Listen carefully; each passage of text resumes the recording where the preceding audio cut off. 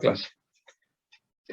Bueno, la clase de hoy es acerca de cómo son los tipos de convenios y, a ver, guarden un minuto.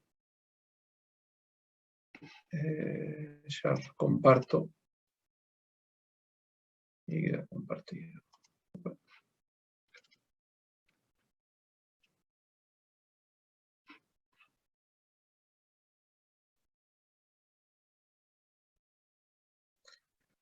¿Cómo son los tipos de contratos que hay en el transporte marítimo?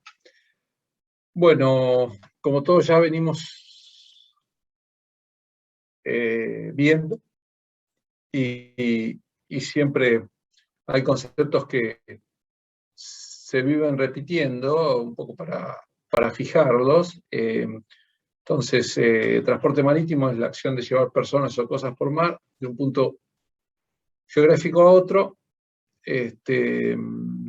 a bordo de un buque con un fin lucrativo. Bueno, en la historia hay muchos ejemplos, algunos hemos visto, y hay puntos de despegue, digamos, en la historia de la humanidad en cuanto al transporte marítimo, y esto se puede remontar a partir de 1200 años antes de Cristo, cuando los fenicios en ese momento eran los principales navegantes y surcaban todo el Mediterráneo para comerciar a lo largo de todas sus costas. Entonces, y se desarrolló no solamente como principal medio de transporte para el comercio desde esa época, sino como medio de comunicación por su eficacia y capacidad de carga. No solamente hay, en la actualidad, no solamente hay transporte a través de los mares, sino hay canales naturales que son los ríos. Por ejemplo, en el caso nuestro, como ustedes bien vieron con el trabajo de dragado, el río de la Plata, la cuenca Paraguay, Paraná, La Plata, que incluye también el río Uruguay, y bueno, diferentes puntos del mundo tienen sus grandes canales de navegación natural, que serían los ríos. Como es el río Amazonas, el río Mississippi, Missouri, el Rin en Europa, en Alemania más precisamente. Y este transporte, a lo largo del tiempo, fue evolucionando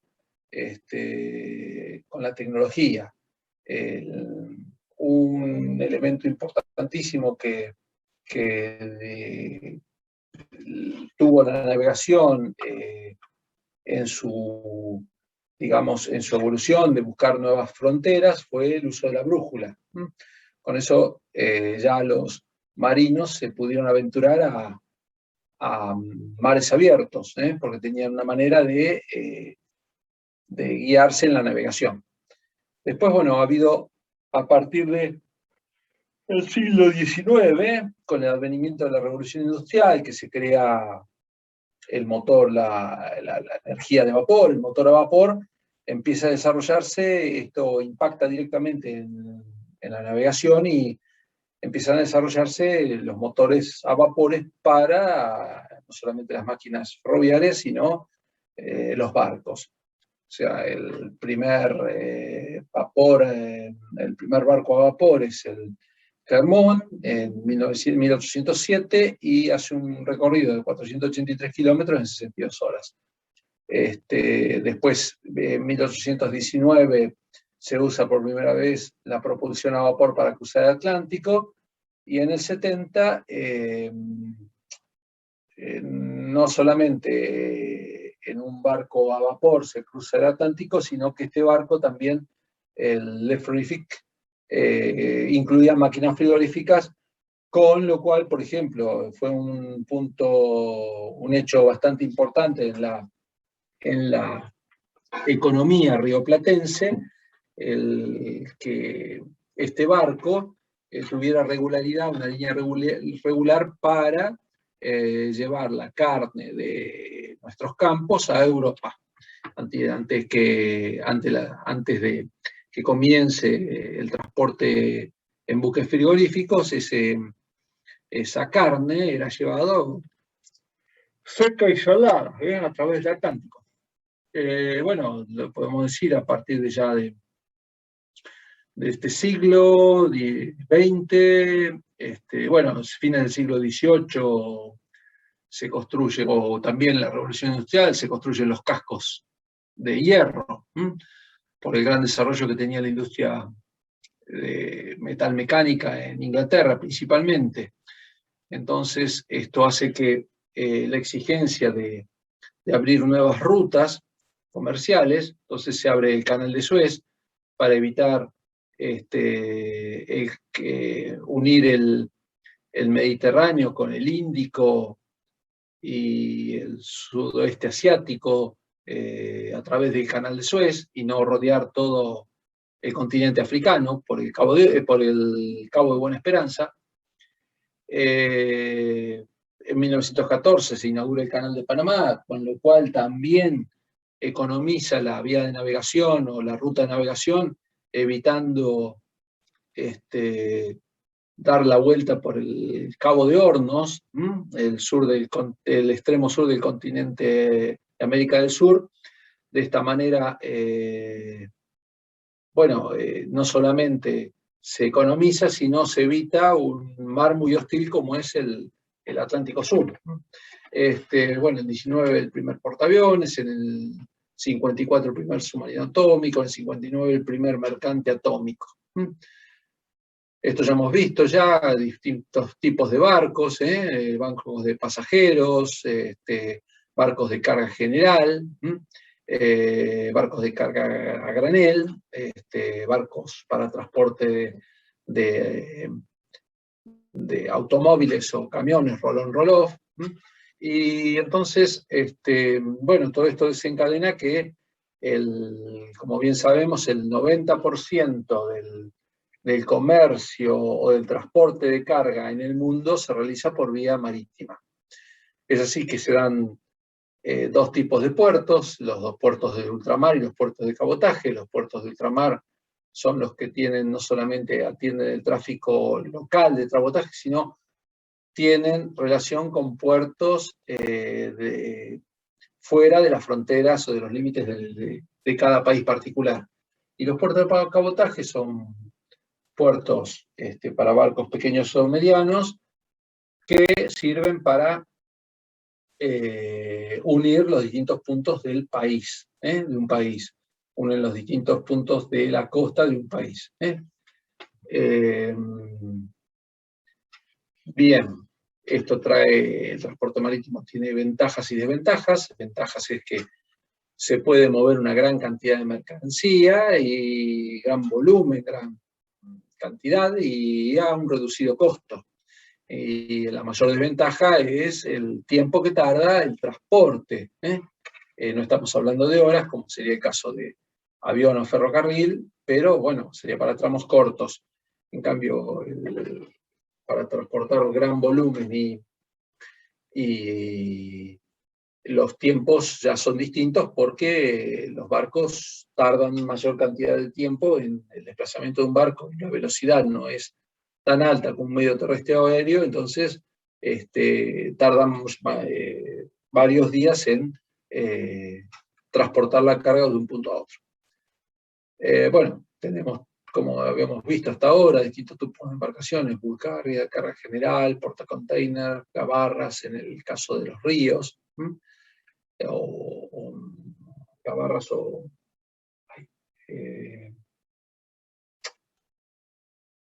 no me sale el otro nombre que usamos acá comúnmente. RoRo para gases, LPG, o bien buques para transporte de sustancias químicas y petroleras. Los puertos argentinos ya lo hemos visto esto, y ustedes se imaginan que a lo largo de nuestra costa hay una cantidad cerca de 4.000 kilómetros de costa y una cantidad importante de puertos, ya sea fluviales y marítimos, extendidos a lo largo de todo el país. Esto nos denota la importancia que tiene la navegación marítima para nuestro país. Bueno, entrando ya a lo que es la carga, hay lo que se llama el mercado mundial de bodegas, que es el que ofrece ese mercado mundial de bodegas, ofrece los espacios para el transporte de los tipos de carga que hemos mencionado, por ejemplo, graneles líquidos, petróleo derivados, químicos y petroquímicos, graneles sólidos, minerales, cereales, carbón, bauxita, fosfatos y carga general, productos manufacturados equivalentes a 1/3 de movimiento. Esto quiere decir que las bodegas son para cargas de graneles, ya sean líquidas o sólidas.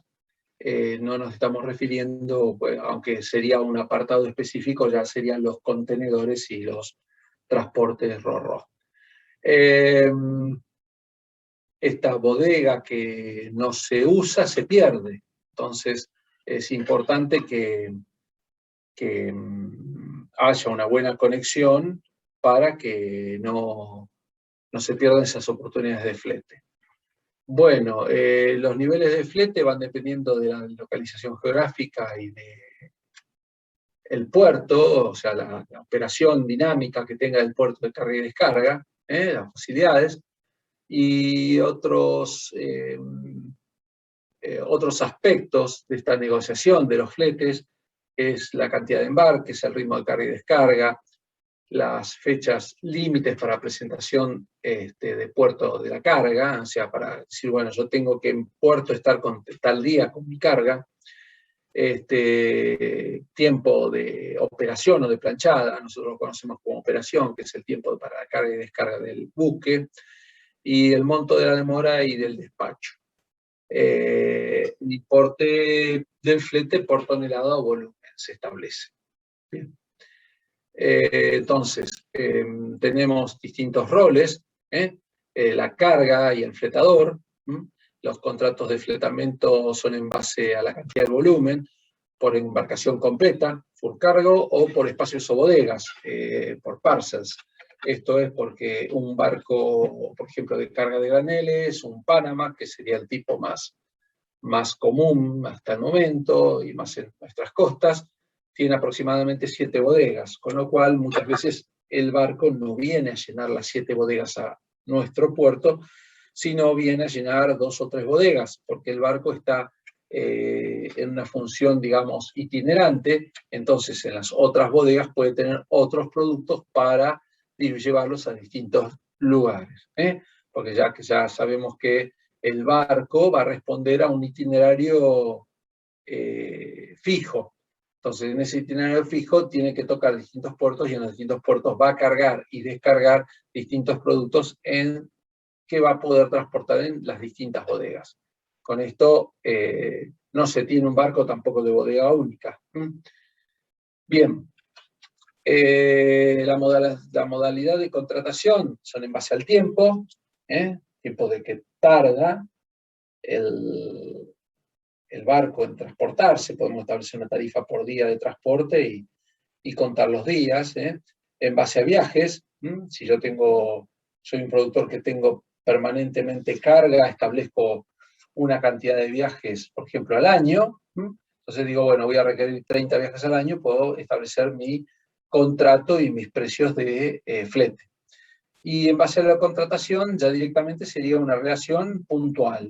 Yo necesito trasladar un producto o una carga, contrato un flete, o me dirijo a un armador y me fijo qué líneas pasan y con qué rumbo, y contrato con esa persona un flete o esa empresa un flete determinado. Diferentes tipos de tráficos para la oferta de flete. Tenemos los liners o conferenciados, y los outsiders, o que son no conferenciados, y los tramp. Bueno. Sobre estos 3 tipos de tráfico les voy a hablar ahora, por eso no me detengo en mayormente especificada.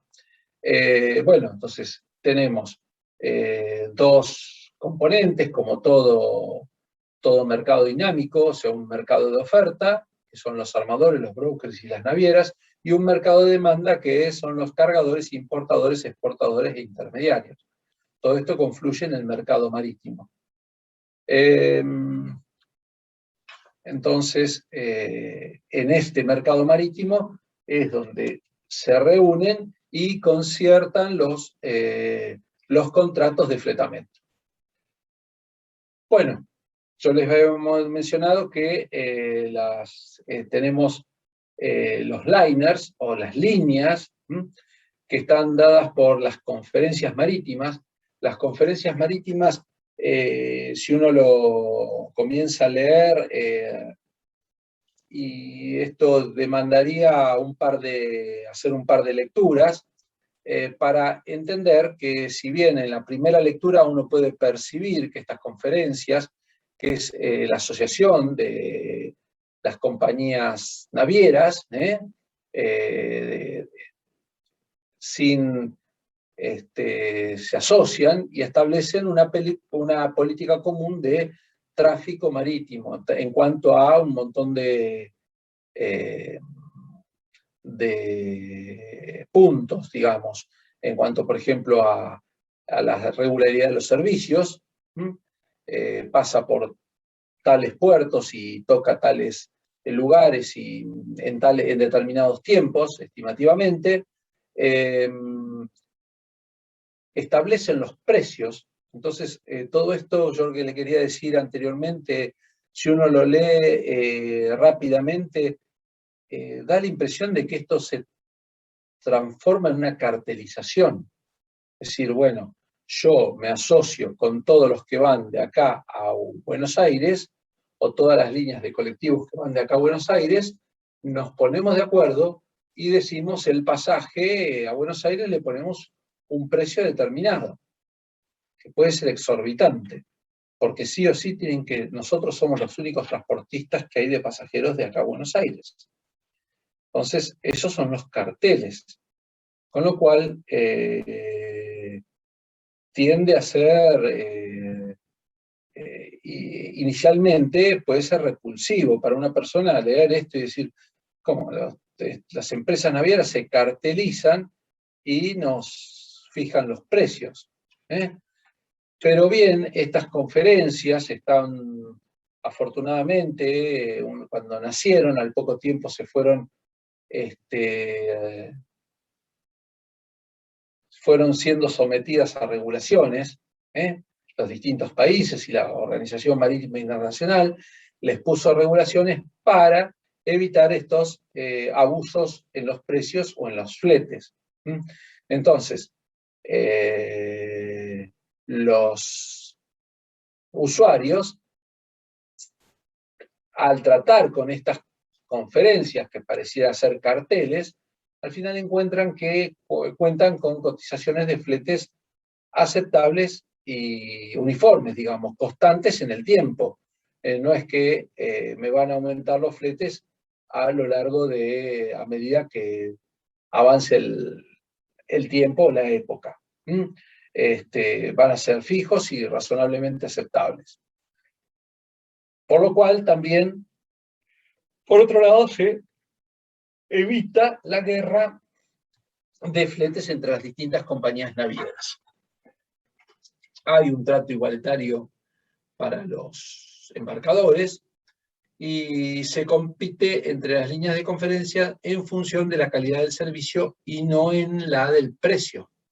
O sea, yo asociado a una conferencia en la cual hay 4, 5, 10 empresas navieras, mi competencia con ellas va a ser no a través del precio, porque ya está fijado. Nosotros pusimos de acuerdo que para hacer un determinado flete se cobra una determinada suma de dinero, y nuestra competencia va a ser en función de la calidad del servicio, con lo cual va a redundar en un beneficio para el usuario, el que transporte, el dador de carga. Ahora, ¿qué desventajas tiene? Bueno, no tiene poder de negociación, dado que estamos cartelizados, es oligopólico, entonces no me permite a mí negociar en forma independiente mis tarifas de flete, porque si no estoy rompiendo mi pacto de conferencista. Y bueno, sí puede ser que el nivel del costo de los fletes sea superior al de los buques outsiders. Esto un poco, por ejemplo, se ve en el mercado de los combustibles. Ustedes tienen estaciones que son de marca, que más o menos todas las marcas están en torno a un mismo precio, y después tienen estaciones de servicio que son, le llamaban de bandera blanca, sin marca, y pueden conseguir precios de combustible más económicos. Pero bueno, ¿qué sucede?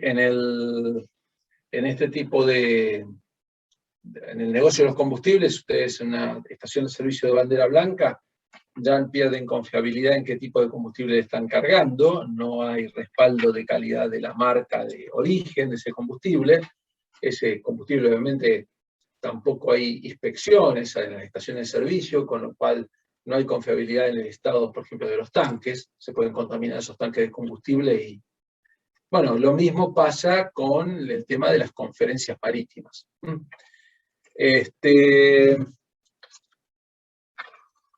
¿Qué más les puedo decir sobre las conferencias marítimas? Bueno, acá esta diapositiva muestra cómo se han asociado algunas empresas navieras para formar su propia conferencia y establecer líneas de transporte.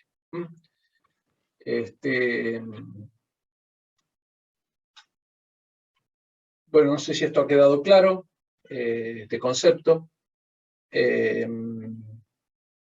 Y bueno, paseando a la que sería ya el ciclo marítimo y de los mercados, esto es un ciclo que es totalmente circular, puede comenzar en cualquiera de los puntos y no interrumpirse más. Entonces, si por ejemplo vamos al punto número 1,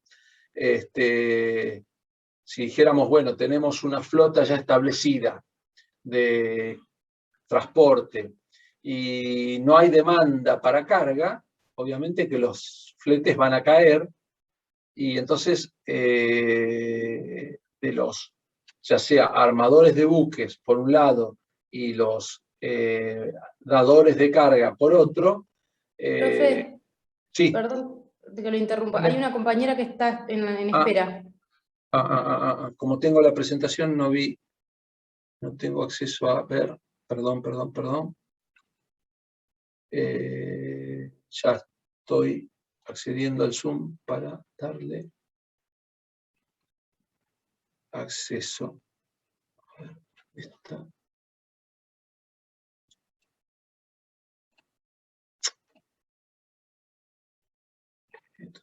Acá.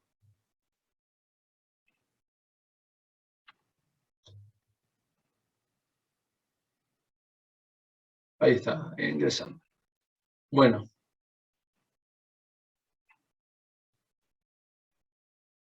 Continuando, si los fletes caen, bajan los incentivos. Para mí, yo, armador o poseedor de línea naviera, me baja el incentivo para mandar a construir más barcos a incorporar en mi flota. Entonces, cae la demanda de buques. Al caer la demanda de buques, si yo tengo 10 buques, voy a ver que tengo los 10 parados, digo, bueno, me fijo cuáles son los más viejos y los vendo, o los hago desguazar, los vendo con los más viejos que caen obsoletos y van a desguace, y la flota, la cantidad de buques en la flota va cayendo. Pero ¿qué sucede? Se puede revertir la demanda de flete comienza a aumentar, con lo cual se da que cuando hay demanda de flete, esta crece más rápidamente que la oferta de buques, porque construir un buque uno tarda entre 2 años, 2 años y medio, 3. Entonces uno no puede dar respuesta rápida, con lo cual estas leyes de oferta y demanda que hay son muy inelásticas, son muy, muy rígidas, con lo cual la demanda, si aumenta la demanda, va a aumentar el costo del flete porque no tengo suficiente cantidad de buques. Y bueno, paralelamente al aumentar el flete, tengo mejores ingresos, yo como armador o propietario de una flota de buques, y tengo mejores ingresos y obviamente digo, bueno, nuevamente necesito más cantidad de buques, entonces mando a construir buques. Por eso les decía que la rigidez de esto es que no, la oferta de buques no es de rápido, digamos, ofrecimiento.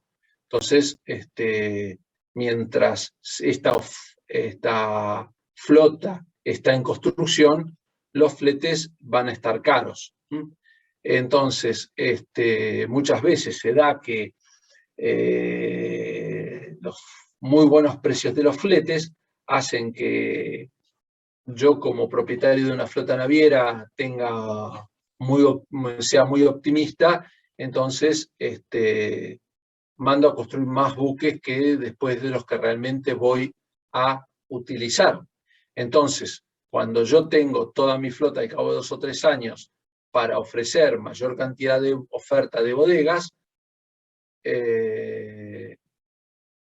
la oferta o la demanda de flete por ahí está estable o por ahí baja, y de vuelta tengo signos de exceso de oferta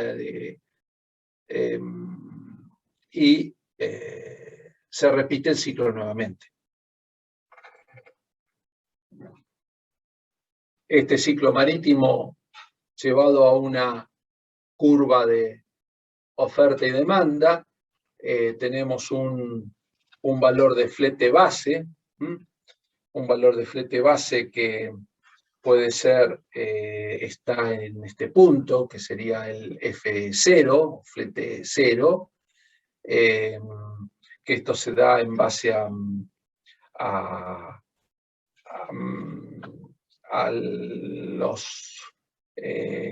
los costos variables y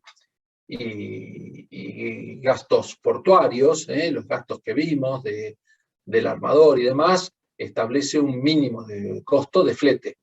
Si no, no sería rentable y iría a pérdida. A medida que aumenta la cantidad de demanda de carga, va a ir aumentando el costo del flete hasta que se satura la oferta de flota, oferta de bodegas, y por más que y a cualquier solicitud de flete se dispara ese precio de flete porque la oferta de bodegas está saturada.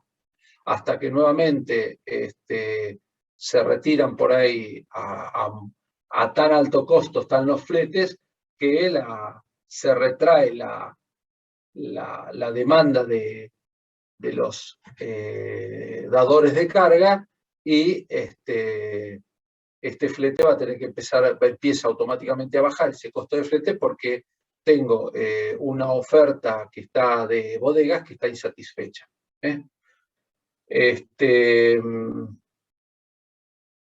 Bueno, por eso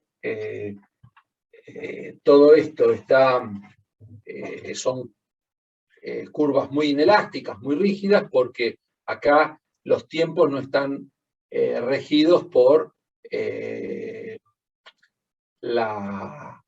el dar o demandar flete para carga, sino es la oferta de bodegas, de flete, porque ya les vuelvo a repetir, construir un barco es un proceso que demanda 2 años a 3 años, no es una acción que se puede ejecutar en forma rápida para satisfacer toda demanda que hay de carga.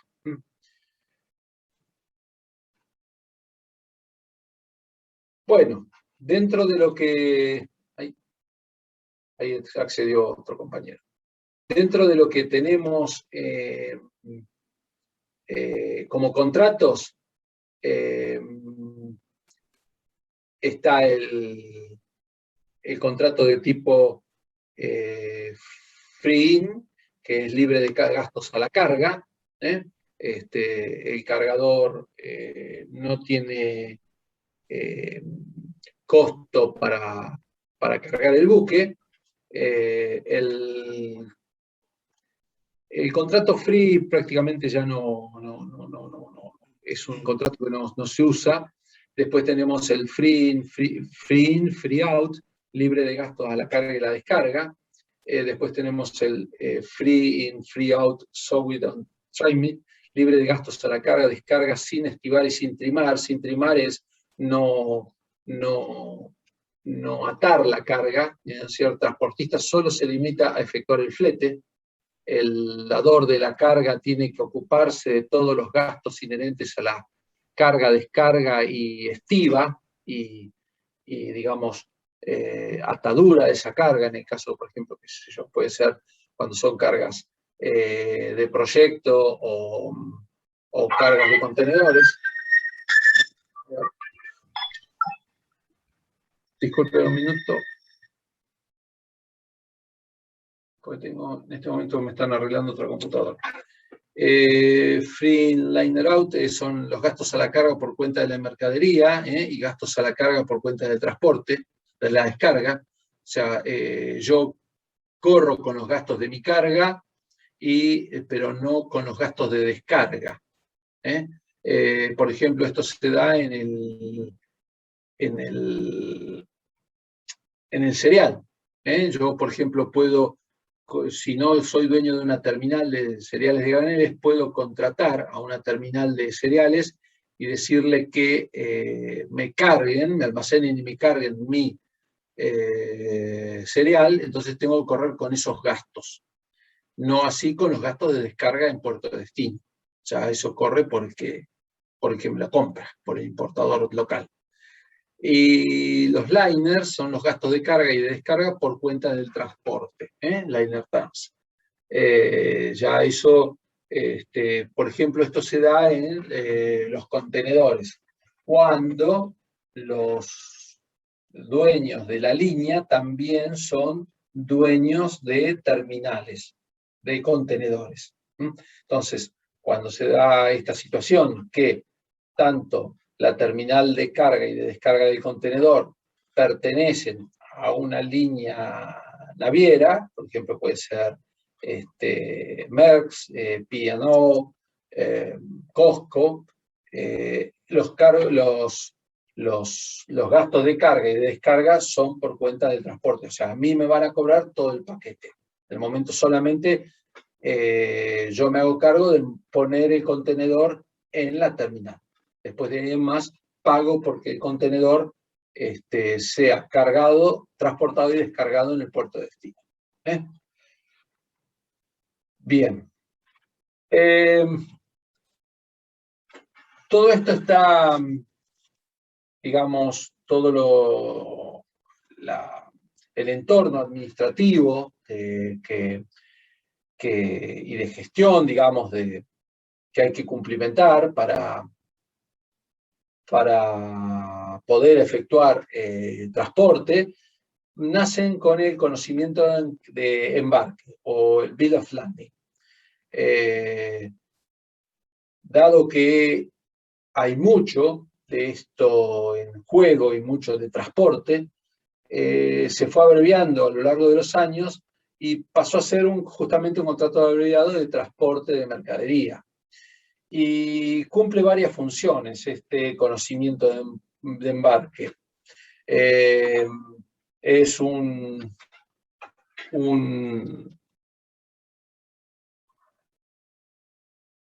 segundo.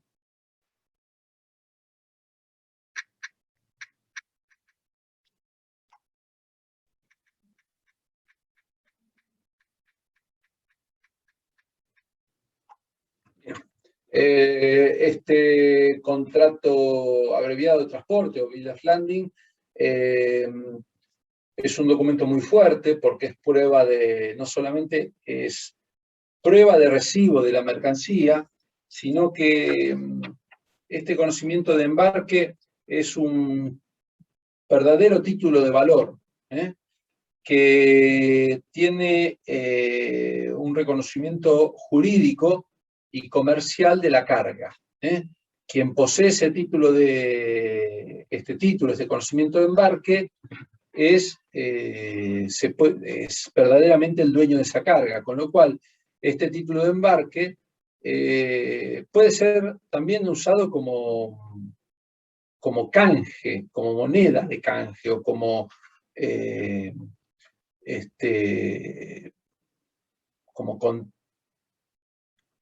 como para intercambio.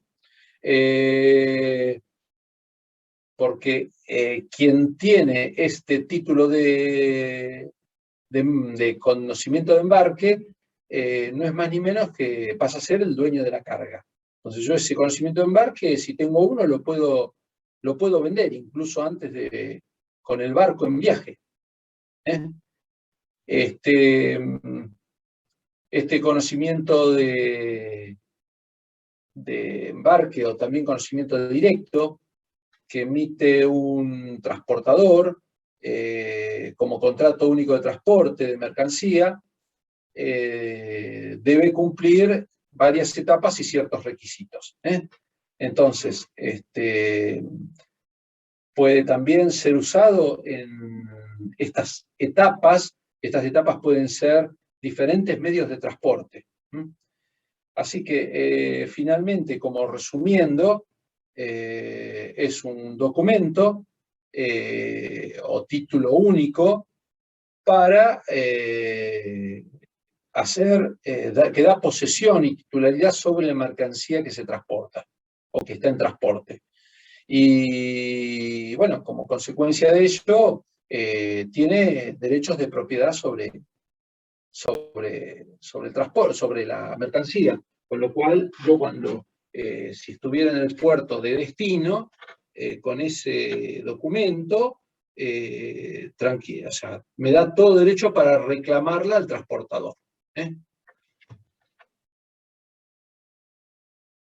Bueno, más o menos acá está, yo ya se los conté, pero sirve como recibo de mercancías a bordo, es un título de crédito, es un título ejecutivo, muy fuerte.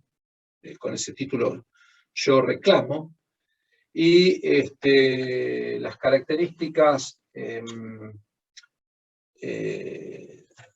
del conocimiento de embarque es que de incorporación, o sea que da dentro de ese título dentro de este título hay una cantidad de derechos incorporados, y por eso se dice de incorporación, y que su ejercicio está condicionado a la exhibición y entrega del documento.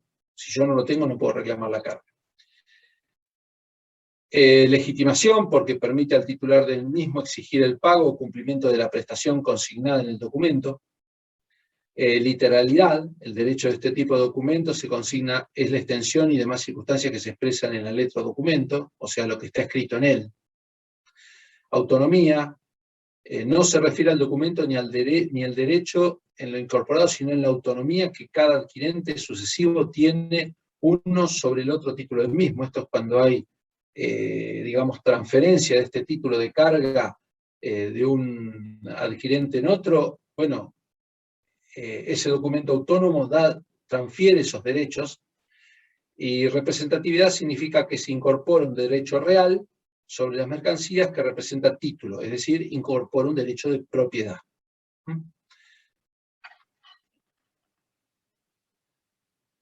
Bueno, hay otros documentos en el ambiente marítimo que son el recibo de a bordo. El recibo de a bordo es un simple recibo que lo emite el capitán o cualquier oficial del buque que esté a cargo en el momento de la carga.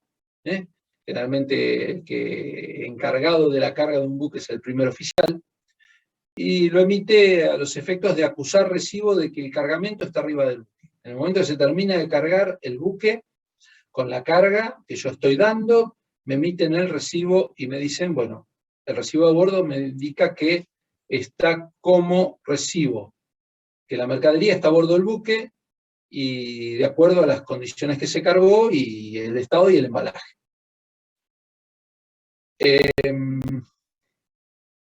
Es un simple recibo, no se refiere para nada, ni tiene ninguna influencia en el conocimiento de embarque o bill of lading.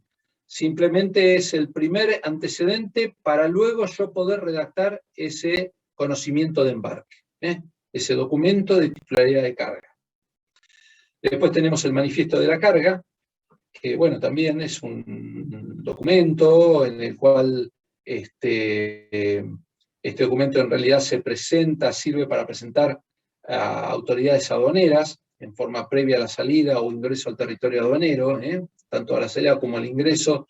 Yo tengo que presentar este manifiesto de carga en la autoridad aduanera, en la cual está toda la información de la carga, características, número de bultos, peso, etc. Y bueno, después está el NOR y el SOF, el Notice of Readiness, que este es un documento, el NOR es un documento que emite el capitán y en realidad es un documento que el capitán emite al momento de iniciar la carga, si está en condiciones de iniciar la carga. O sea, es una comunicación de que el buque está listo para recibir carga. Y después está el Statement of Facts, que sería el estado de los hechos o el estado de situación, y este lo redacta el agente marítimo en puerto, y donde va indicando minuto a minuto cómo está siendo cargado el buque y cómo es el proceso de carga o descarga. Bueno, estos serían los principales documentos que hay, y contratos, tipos de contratos y documentos que hay en todo lo que sería el transporte marítimo. No sé si tienen alguna pregunta para hacer al respecto. Estos son aspectos más jurídicos que aspectos operativos. O sea, es un terreno en el cual no domino, francamente no domino, no, porque no soy ni despachante de aduana, ni dador de carga, ni agente aduanero, o entendido en la legislación marítima, con lo cual sé que existen, sé que son, digamos, cuál es cada uno y para qué se usa cada uno. Lo único, bueno, si son preguntas muy técnicas, ahí voy a tener que tomar nota y averiguar, a ver si están fuera de mi alcance. Eso, francamente, es lo que me sucede con los contratos marítimos o los documentos que se usan en el comercio marítimo. No sé si tienen preguntas. No, profe, por mi parte no. Bueno.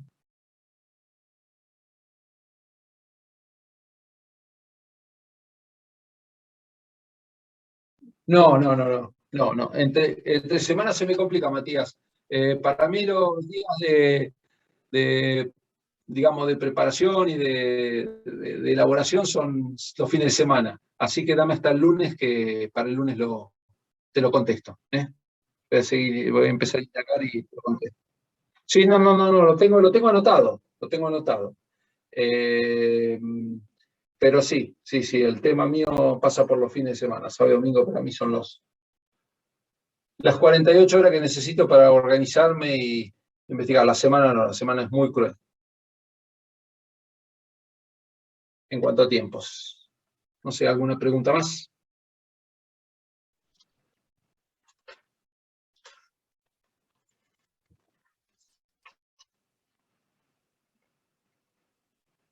Bueno, si no tienen preguntas, quieren hacer alguna pregunta del práctico, si lo han avanzado, no han avanzado, también respondo.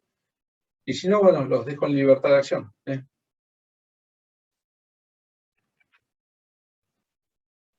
La próxima clase, el lunes que viene, empezaríamos con el cuarto y último práctico.